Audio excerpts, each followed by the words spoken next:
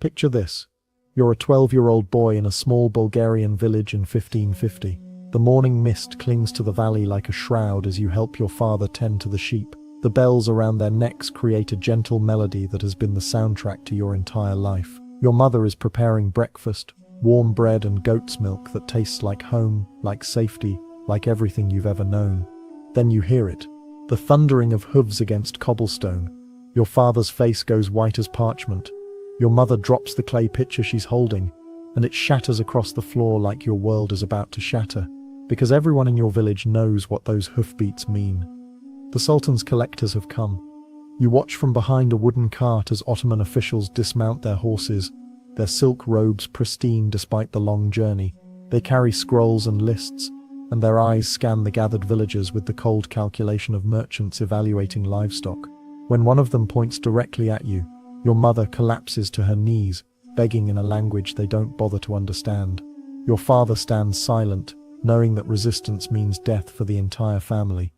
You are torn away with promises that you will serve the Sultan, that you will rise to greatness, that this is an honor, but as the cart rolls away from everything you have ever known, all you can hear are your mother's sobs fading into the distance. You will never see her again.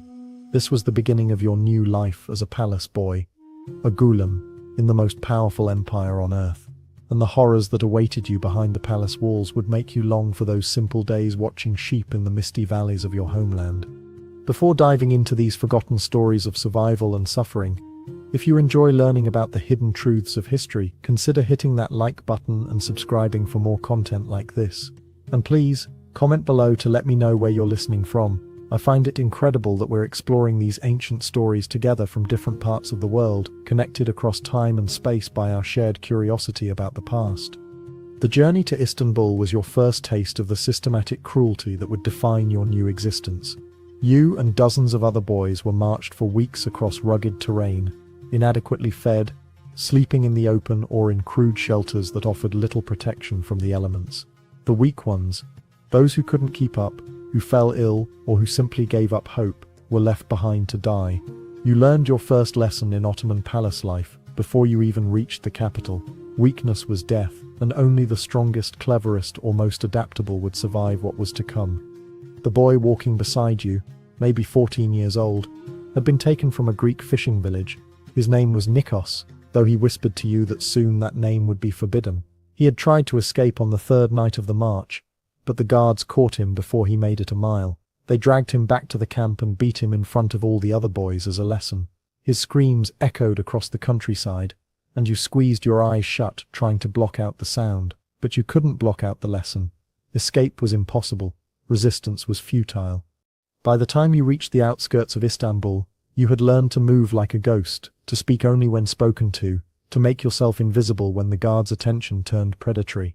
You had watched boys disappear in the night, some who tried to run, others who simply couldn't endure another day. Their empty spaces in the line served as constant reminders of your own mortality. The first sight of Istanbul's skyline should have been breathtaking. The minarets piercing the sky, the massive dome of Hagia Sophia, the sprawling palace complex that would become your prison.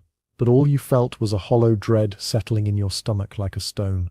This magnificent city represented everything you had lost and everything you feared you would become. Upon arrival in Istanbul, you faced your first selection. Ottoman officials divided the surviving boys into groups based on their perceived potential. The process was humiliating and thorough. They examined your teeth like you were a horse, tested your reflexes, made you recite what little you knew of letters and numbers. They measured your height, examined your skin for blemishes, and evaluated your facial features with the clinical detachment of art appraisers. The most beautiful and intelligent were destined for the palace school, the Enderun. Others would become janissaries, the elite military corps. But for those chosen for palace service, a different kind of trial awaited, one that would test not just your body's endurance, but your soul's ability to survive systematic dehumanization. You were among the fortunate ones selected for the Enderun school, housed within the walls of Topkapi Palace. The officials who made this choice looked at your clear skin, your bright eyes, and your obvious intelligence, and they smiled. You didn't understand then that their smiles were not kind. They were the smiles of predators who had found particularly promising prey. The Enderun School has been called the world's first institutionalized education for the gifted. This description, while technically accurate, obscures the darker reality of what education meant for displaced boys like you. Yes, you would learn languages: Arabic, Persian, and Turkish. You would study mathematics, astronomy, literature, and law. You would be trained in music, calligraphy, and various crafts. But this education came at a price that extended far beyond mere academic rigors.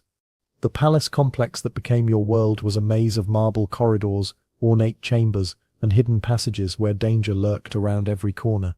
You were housed in dormitories within the palace complex, separated from the outside world by layers of walls, guards, and protocol that made escape not just difficult, but unthinkable. The dormitory where you would sleep stretched before you like a marble tomb, lined with narrow beds covered in silk that felt like chains against your skin. Your first night in the dormitory, you lay awake, listening to the sounds that would become the soundtrack of your imprisonment. The soft sobbing of homesick boys trying to muffle their tears in their pillows, the whispered conversations in languages you didn't recognize, the footsteps of older students and supervisors prowling the halls after lights out. You clutched the small wooden cross your mother had pressed into your hand as you were taken away, but by morning, even that last connection to your former life would be discovered and confiscated. You were given a new name, Mehmet, and told to forget your Christian origins. Conversion to the empire's official faith was not optional. It was fundamental to your transformation from captured child into Ottoman servant. The ceremony was conducted with great pomp, as if you had chosen this path voluntarily. But you knew, and everyone knew, that choice had nothing to do with it. You repeated the words they told you to repeat, but inside, you held on to the memory of your mother's lullabies and your father's stories. But the most insidious aspect of your education was the systematic breaking down of your individual will and your reconstruction as an instrument of imperial pleasure and power. The palace operated on a complex hierarchy, where advancement depended not just on academic achievement, but on your ability to please superiors, and pleasing could take many forms that no child should ever have to learn. Your first lesson in the palace's unspoken rules came from Ahmet, an older student who had been in the system for 3 years. He approached you one evening in the dormitory, his voice carrying both threat and promise. "You're new," he said, settling onto the edge of your bed uninvited. "You don't understand how things work here yet, but I can protect you, teach you, help you advance. The teachers favor me, and they listen to my recommendations about the younger boys."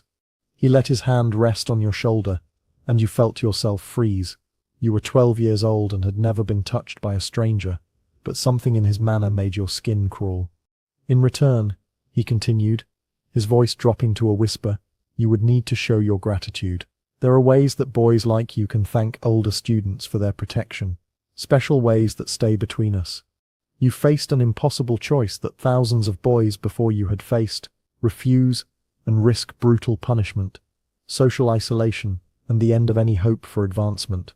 Accept and surrender the last vestiges of your childhood innocence to a system that viewed your body as a commodity, to be traded for favor and protection. There was no good choice, only survival." The palace's sexual ecosystem was complex and predatory, operating according to rules that had been established over generations of exploitation. Eunuchs, castrated as boys themselves, and often bearing their own psychological scars, wielded considerable power and used it to exploit the constant stream of new arrivals. They understood the system intimately because they had once been its victims, but rather than protecting newcomers, many became its most enthusiastic enforcers. Older students preyed on younger ones, perpetuating cycles of abuse that stretched back generations. It was a twisted form of hazing where the initiated earned their place in the hierarchy by victimizing those below them. Palace officials took advantage of their positions to access the most beautiful boys with impunity, knowing that their victims had no recourse and no one to whom they could appeal for justice. What made this system particularly insidious was its integration with the palace's official hierarchy. Sexual relationships were not hidden scandals. They were part of the social order, woven into the fabric of daily life so completely that they seemed natural and inevitable. Boys who caught the eye of powerful patrons could find their careers accelerated, their studies easier, their lives more comfortable. Those who refused or displeased their superiors found themselves relegated to menial positions, subjected to harsher discipline, or simply disappeared from the palace rolls altogether.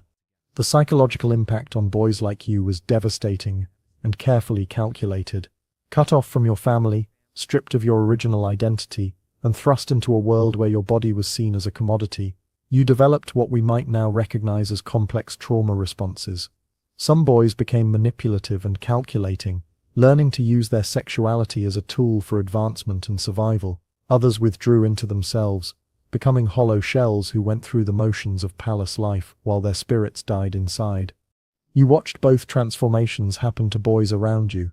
Dimitri, who had been taken from the same region as you, learned to smile and flirt with the older students and teachers. Within 6 months he had new clothes, better food, and a private tutor for his language studies. But his eyes had gone dead, and he no longer spoke of home or family. When new boys arrived, he looked at them with the same calculating gaze that the officials had once turned on him. Stefanos, a Greek boy who had been a fisherman's son, took the opposite path. He refused all advances, endured beatings and punishment, and gradually faded into a ghost-like existence. He performed his duties mechanically, studied adequately but without enthusiasm, and seemed to disappear a little more each day. One morning his bed was empty, and no one ever mentioned his name again. You tried to find a middle path, accepting some advances to survive while maintaining some core of yourself that remained untouched. But the palace was designed to make such compromise impossible. Every day brought new tests, new choices between degradation and destruction, new ways that the system sought to remake you in its own image. European travelers who visited the Ottoman court occasionally glimpsed this hidden world, though their accounts were often filtered through their own cultural biases and limited understanding. A 16th century Venetian ambassador noted the excessive fondness that palace officials showed for their young male servants, describing scenes that made him uncomfortable in the extreme. He wrote of seeing boys as young as 10 or 11 dressed in silk and jewels, attending to older men with a familiarity that suggested relationships that went far beyond appropriate master-servant dynamics. A French diplomat in the 17th century wrote more explicitly about what he witnessed during a palace reception. The young pages moved through the halls like beautiful birds in cages, their eyes downcast but their bodies adorned for display. One cannot help but notice the possessive manner in which certain officials regard these children, nor the fear that flickers in the boys' eyes when their masters approach. The physical conditions of palace life compounded the psychological abuse in ways that were designed to break down resistance and create dependency. You lived in cramped dormitories with minimal privacy, where every moment was subject to surveillance and control. You were awakened before dawn for prayers you had been forced to learn, fed adequate but not abundant meals at precise times, and subjected to a rigid schedule that left no time for reflection or resistance. Punishments were common and creatively designed to humiliate and break spirits. Boys who violated rules, speaking their native languages, practicing old traditions, or showing insufficient enthusiasm for their new lives, faced beatings, public humiliation, or isolation in chambers, barely large enough to lie down in. You witnessed a boy named Milos, who had been caught praying in the manner of his former faith, forced to stand naked in the courtyard for an entire day, while other students were encouraged to mock him. The lesson was clear. Your old identity was not just forbidden, it was a source of shame. The palace's internal economy further complicated your situation and created additional layers of exploitation. You could earn small privileges through good behavior, academic achievement, or by pleasing your superiors in various ways. These privileges, better food, nicer clothing, more comfortable sleeping arrangements, access to books or musical instruments, became precious commodities in your restricted world. The system created a complex web of dependencies and loyalties that made resistance nearly impossible, and collaboration seemed like the only path to survival. You learned to navigate this economy with the calculating mind of someone much older than your years. You discovered that helping older students with their studies could earn you protection from their advances. You found that showing particular aptitude in certain subjects could gain you the attention of teachers who might shield you from the worst abuses. You realized that perfect obedience and visible enthusiasm for your new life could result in small freedoms that felt enormous in your circumscribed world. Some boys attempted escape, but the palace's location on a peninsula surrounded by water made this extremely difficult. Those who were caught faced severe punishment that was deliberately made public to deter others. You witnessed the return of a boy who had tried to flee by swimming across the Golden Horn. He was barely alive when they dragged him back, and the beating he received in front of all the students left him permanently injured. He lived as a warning to the rest of you, broken, barely functional, a living example of what happened to those who chose rebellion over submission. The few boys who managed to flee faced an even more daunting challenge. They had been in the palace so long, and their original identities so thoroughly erased, that returning to their former lives was impossible. Their families might not recognize them, their communities might reject them as traitors or converts, and they possessed few skills that would allow them to survive outside the palace system. Most who escaped were recaptured within days, but even those who remained free often found themselves adrift in a world that no longer had a place for them. As you matured within the system, surviving through a combination of intelligence, adaptability, and carefully calculated submission, you faced new challenges and deeper corruption of your soul. The most successful students might eventually be appointed to high governmental positions, but this success came at the cost of perpetuating the very system that had abused them. You realized with growing horror that your teachers and supervisors, the men who had shaped and damaged you, had once been boys like you, taken from their families and molded into instruments of imperial power. This recognition brought a terrible choice. You could resist the system and likely be destroyed by it, or you could embrace it fully and become one of its enforcers, selecting the next generation of boys, breaking them down and rebuilding them, maintaining the palace's hierarchies of power and exploitation. Many boys chose the latter path, finding it easier to become predators than to remain prey indefinitely.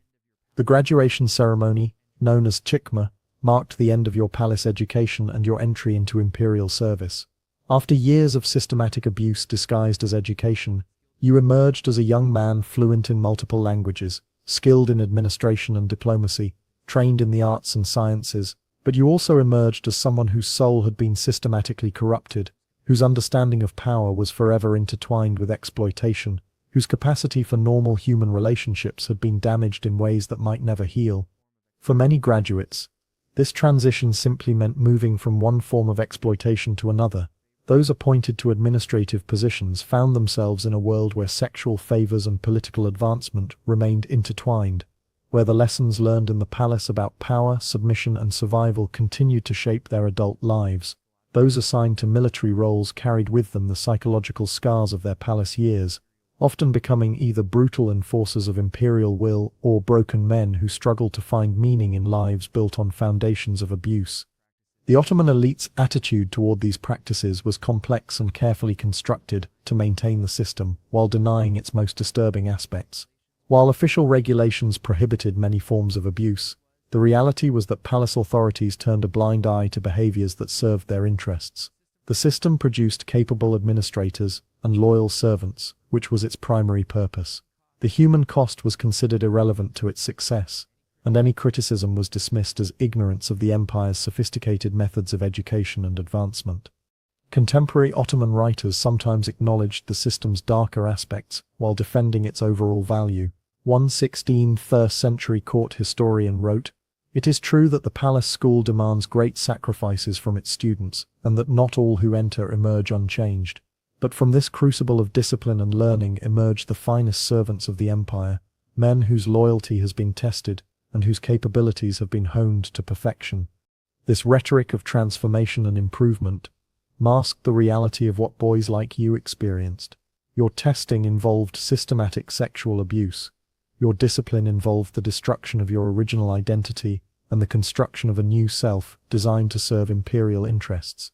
Your learning came at the cost of your childhood innocence and your capacity for normal human relationships. What makes the Ottoman palace system particularly disturbing is how it combined genuine educational opportunities with systematic abuse in ways that made it difficult to separate the benefits from the horrors.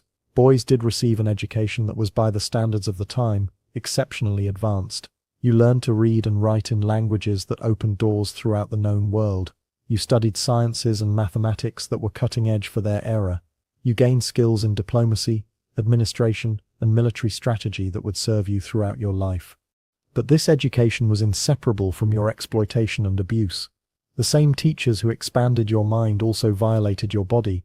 The same system that gave you opportunities also destroyed your innocence. The same institution that promised advancement also ensured that advancement would forever be tainted by the methods used to achieve it. The system also reveals the complex relationship between power, sexuality, and violence in pre-modern societies. The Ottomans were not unique in their exploitation of young people.